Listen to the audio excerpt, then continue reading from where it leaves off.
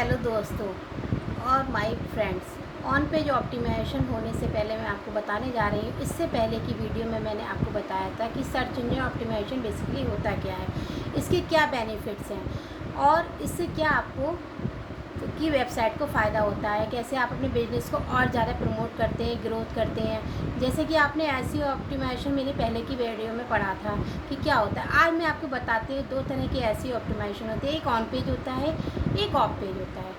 On page optimisation में क्या होता है, आपकी वेबसाइट के ऊपर डिपेंड करता है कि आप अपनी वेबसाइट को किस तरह से दिखाना चाह रहे हैं, किस तरह से बैकएंड में आप जो काम करें जिससे आपकी वेबसाइट रैंकिंग करे।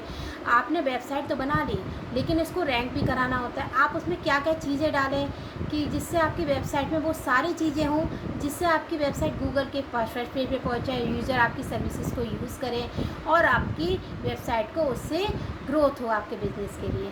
तो सबसे पहले मैं बता रही हूँ on page optimisation. On page optimisation क्या होता है, ये डायरेक्टली आपकी वेबसाइट से रिलेट करता है और आपकी जो होता है सर्च इंजन की रैंकिंग में आपको बहुत हेल्प करता है।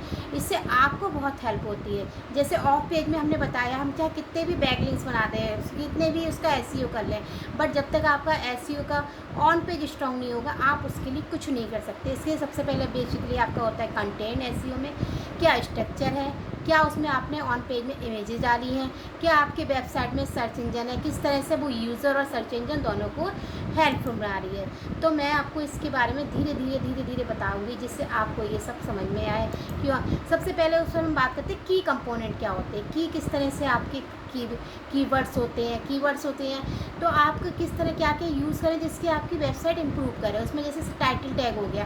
टाइटल टैग क्या होता है, आपकी वेबसाइट पे दिखना चाहिए कि वो क्या चीज़ जो है वो गूगल में जाके सर्च कर रहा है यूज़र, किस तरह से होता है, उसकी लेंथ कितनी होनी चाहिए, कितने उसके करैक्टर होने चाहिए, क्या आप प्राइमरी कीवर्ड दे देंगे। जैसे कि आपने देखा एग्जांपल में हम देखा, जैसे हम होम पेज पे दिखा रहे हैं affordable SEO services in Delhi. तो आज के टाइम में हमने एक उसका और बना लिया, बूस्ट योर रैंकिंग टुडे। आज के टाइम में मैं अपनी रैंक को किस तरह से यूज़र को दिखा के उसको बूस्ट कराएं। फिर होता है मेटा डिस्क्रिप्शन। मेटा डिस्क्रिप्शन क्या होता है, एक बहुत छोटी सी बात लाइन में हम 150 to 160 कैरेक्टर में हम यूज़र्स को ये बता रहे हैं कि आपकी वेबसाइट का डिस्क्रिप्शन क्या है, क्या आप उसको टाइटल के अकॉर्डिंग बताना चाह रहे हो, क्या उसका कीवर्ड्स है जिससे वो जैसे ही वो कीवर्ड को देखे आपको उसको पता चल जाए कि उसको पूरी वेबसाइट पढ़ने की ज़रूरत ना, उसको पता चल जाए कि आपने क्या दिखाया है। जैसे local S for professional SEO services in Delhi, get traffic leads and conversion impact your business today.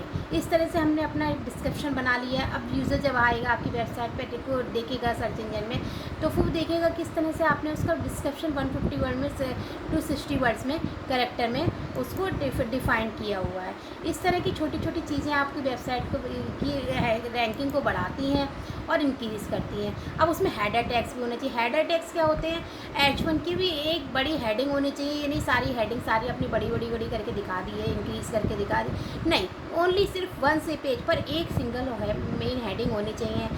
H2 और H3 उसकी छोटे छोटे सब टॉपिक्स होने चाहिए। जैसे आपने कुछ भी लिया तो उसके छोटे छोटे टॉपिक बना दिए और उसमें हेडर में जो है आपका कीवर्ड जरूर होना चाहिए। आप उसमें हेडर में कीवर्ड यूज़ करो, लेकिन कीवर्ड्स को इतना हाई पर मत बनाओ कि वो इतनी बार हो जाए कि गूगल भी परेशान हो जाए कि वो किस तरह से वो दिखा रहा है। अब सबसे बड़ी बात तो हमने कहा एसईओ में कंटेंट हमारा हाई क्वालिटी का होना चाहिए। गूगल की रैंकिंग में सबसे मेन आपका क्या होता है, कंटेंट होता है, वो आपकी बैकबोन होता है पेज की। वो ओरिजिनल होना चाहिए, रिलेवेंट होना चाहिए, इन्फॉर्मेटिव होना चाहिए। उसमें टेक्स्ट भी होना चाहिए, इमेजेस होने चाहिए, वीडियोज़ होने चाहिए और इन्फोग्राफिक्स होने चाहिए। और जो आपके टारगेट कीवर्ड्स की डेंसिटी है वो आपकी 1 to 20% होनी चाहिए। इस वजह से आपकी वो सही से पढ़ता है और वो रैंक कर देता है आपकी वेबसाइट को। अब आगे हम नेक्स्ट इस पे बात करते हैं यूआरएल स्ट्रक्चर। यूआरएल स्ट्रक्चर क्या होता है, यूआरएल स्ट्रक्चर ये होता है कि यूज़र अपने लिंक वेबसाइट पे लिंक डाले लेकिन उसको स्ट्रक्चर मिले। ये नहीं है कि आपने अपनी वेबसाइट पे www डाल दिया, वो डाल दिया, लेकिन उसको वो मिल ही नहीं रहा है। जैसे आपने डोमेन डाला कि आपकी सर्विसेज है, वो जिस पेज पे जा रहा है उसको वो सर्विसेज मिलनी चाहिए। ये नहीं है आपने पेज बनाया होम पेज और दिखा रहे हैं आप अबाउट अस, तो वो आपका स्ट्रक्चर को वो रीड नहीं कर पाएगा और वो उसको स्पैम में भेज देगा, वो आपकी गूगल की रैंकिंग में नहीं आएगी।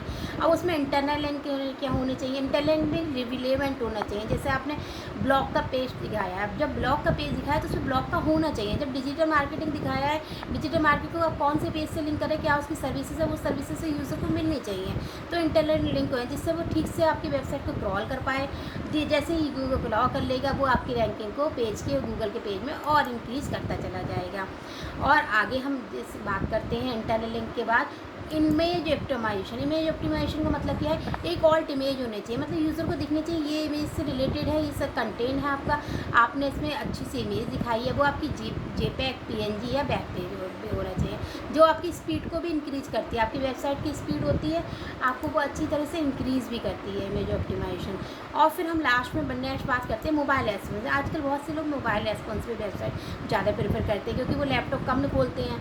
आज का मोबाइल की टीम या डिजिटल की टीम में जब हम कवर करते हैं तो हम बात करते हैं मोबाइल रेस्पॉन्सिव। ये नहीं है आपके लैपटॉप पे ही वो पूरी दिख रही है, आपके टैब में भी उसी स्पीड से दिखे सारा कंटेंट और आपके मोबाइल पे भी सेम कंटेंट दिखे। ये नहीं है कि आपकी यहाँ पे तो सब सिर्फ लैपटॉप पे ही अच्छे से दिख रही है, बाकी जगह अच्छे से नहीं दिख रही है। तो आपको यूज़र मोबाइल रेस्पॉन्सिबल वेबसाइट भी बनाने की कोई बनानी है, जिससे कि वो अब पेज लोड में ज़्यादा टाइम नहीं लगाना चाहिए आपको, इससे करना चाहिए, क्योंकि वो पेज लोड करने में उसको बहुत टाइम लगेगा, तो फिर वो आपके पेज को रीड नहीं करेगा उसको इतना टाइम, क्योंकि किसी के पास इतना टाइम नहीं है, चाहे वो गूगल हो चाहे वो हो कि आपका पेज लोड करे। अब आए स्कीम मार्कअप स्ट्रक्चर इस तरह का बना चाहिए, इसमें कुछ ऐसे आप स्कीमा यूज़ करो, इसमें कुछ क्वेश्चन दिखाओ या रिव्यू हो, ये सारे आपके क्या होते हैं इवेंट्स हो, ये आपकी वेबसाइट की को बहुत इम्प्रूव कर देगी।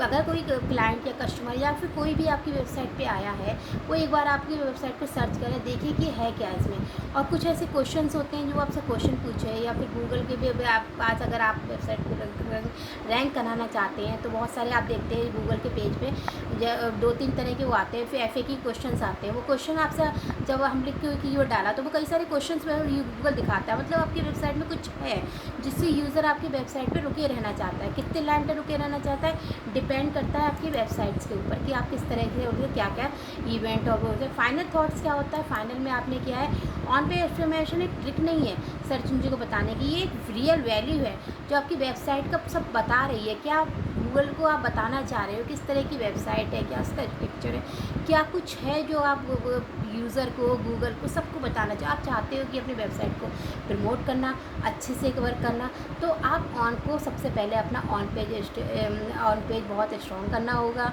और स्ट्रेटजी फॉलो करनी होगी। सारी चीज़ों को एक एक करके ध्यान रखना होगा। सारी चीज़ों को याद रखने के बाद जब आप अपनी वेबसाइट को ऑन पेज कराते हैं, उसमें जैसे जैसे चीज़ें बताई जाती हैं वो करते हैं, तो डेफिनेटली आपकी वेबसाइट गूगल के पेज में रैंक करेगी। जब गूगल आपकी वेबसाइट से अवेयर हो जाएगा तो फिर वो आपकी वेबसाइट को यूज़र तक पहुंचाएगा। यूज़र के थ्रू आपको के पास जो जो सर्विसेज जिस फील्ड में आप लिख रहे हैं, जिस चीज़ में अपने वेबसाइट बनाई है, तो वो आपको अच्छी सी इसकी इन्फॉर्मेशन देगा। और मैंने पूरी कोशिश की है कि आपको ऑन पेज ऑप्टिमाइज से बता सकूं। अगर आपको लगता है कि वीडियो थोड़ा सा भी इन्फॉर्मेटिव है तो आप मेरे चैनल को सब्सक्राइब करें, लाइक करें और लोगों को बताएं। और फिर मुझे बताएं कि मैं अगली वीडियो ऑफ पेज ऑप्टिमाइजेशन बनाने जा रही हूँ, क्या क्या उसमें चीज़ें होती हैं। आप एक बार मेरी वीडियो पर ज़रूर लाइक करें, सब्सक्राइब करें और थैंक यू सो मच।